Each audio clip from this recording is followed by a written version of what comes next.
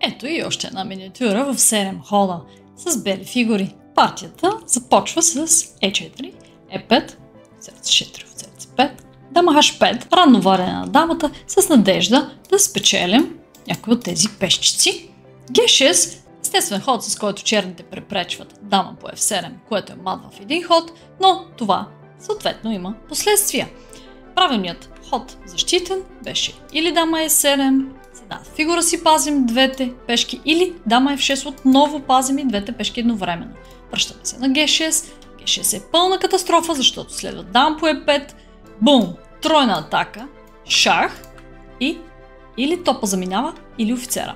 Кон Е7 прикритие, но това дори има още по-тежки последствия. Дама по H8, кон G8 прикритие, дама по G8, офицер F8 прикритие и дама по F7. Бум!